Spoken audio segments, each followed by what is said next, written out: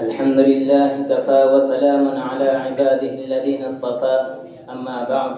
فأعوذ بالله من الشيطان الرجيم بسم الله الرحمن الرحيم وإن كنتم في ريب مما نزلنا على عبدنا فأتوا بسورة من مثله وادعوا شهداءكم من دون الله إن كنتم صادقين صدق الله العظيم. حاضرین جلسہ و نظماء عظام و معقر اساتذہ اکرام، میں نے آپ کے سامنے کلام اللہ شریف کی ایک آیت کریمہ تلاوت کی ہے، جس میں باری تعالیٰ نے فرمایا کہ قرآن جو محمد عربی صلی اللہ علیہ وسلم پڑھ کر سناتے ہیں، اس کے علوم و معارف تمہارے سامنے بیان کرتے ہیں، اس کی صداقت و سچائی کا اعلان کرتے ہیں، اور تم یہ سمجھتے ہو اور تمہارا یہ خیال باطل ہے کہ کلام الہ نہیں ہے،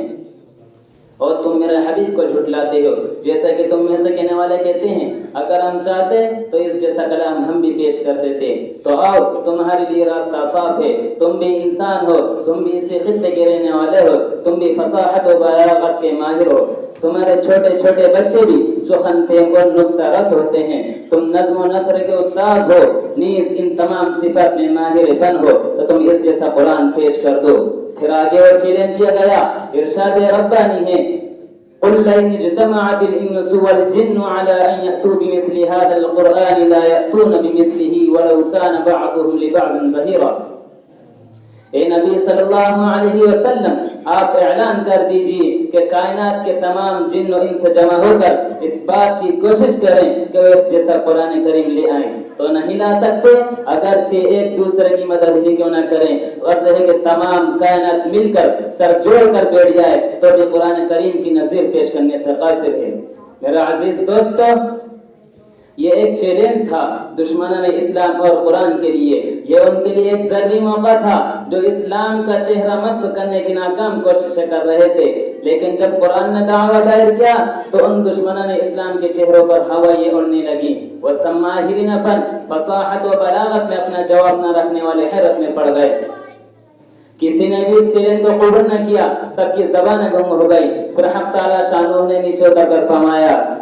اگر تم پورا قرآن پیش نہیں کر سکتے ہو تو اس جیسی ہی صورت بنا کر پیش کر دو، اگر تنہا نہیں رہ سکتے ہو تو اپنی عالمی کانفرنس بلا لو، اکیڈمی اور ادارے قائم کر لو اور اس کا جواب پیش کر دو۔ ارشاد فرمایا، ام یقولون افترا قل فأتوا بعشر سور مثلی۔ کیا تم کہتے ہو کہ محمد صلی اللہ علیہ وسلم نے اس متبرک کتاب کو گڑھ لیا ہے؟ اے محمد صلی اللہ علیہ وسلم، آپ کہہ دیجئے کہ تم اس جیسی ہی صورت بنا کر پیش کر دو اور اللہ کو چھوڑ کر جسے چاہو تم بلا لو، اگر تم لوگ اپنے قول میں سچے ہو۔ لیکن میرے دوستو، اس چیلنج پر بھی عرب کے معاشرے سے کوئی سزا بلند نہیں ہوئی، کسی کی رگے حمیت نہیں بھڑکی، کسی کے دل میں غیرت نہیں آئی، کسی طبیعت میں جوش و بار پیدا نہیں ہوا، کوئی اس جیسا کلام پیش کر کے رسول اللہ صلی اللہ علیہ وسلم کے خلاف محاذ کھڑا کر دیتے اور اس تحریک کو کھاڑ پھینکتے۔ لیکن میرے بزرگوں اور دوستو، خداوند قدوس نے ان کی رگ حمیت کو پھر للکارا، ان کے شک و شبہ کو پھر منکشف کیا اور صداقت کا اعلان کیا اور فرمایا،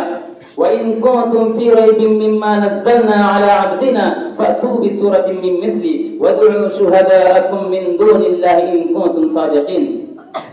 اگر تم کو اس کلام میں ذرہ برابر شبہ ہے اور تم یہ خیال کرتے ہو،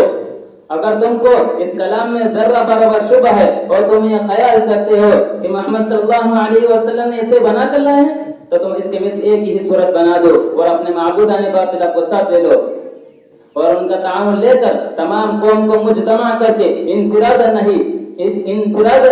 اجتماعی طریقے پر ایک ہی صورت پیش کر دو۔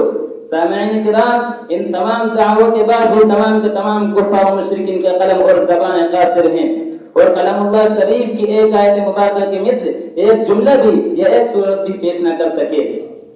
یقین ہے کہ قیامت تک کوئی مائے کلام پیش بھی نہیں کر سکتا۔ آخر میں دعائیں کہ اللہ تعالی ہم تمام لوگوں کو کلام اللہ شریف پر ثابت قدم رکھنے کی توفیق عطا فرمائے، آمین یا رب العالمین۔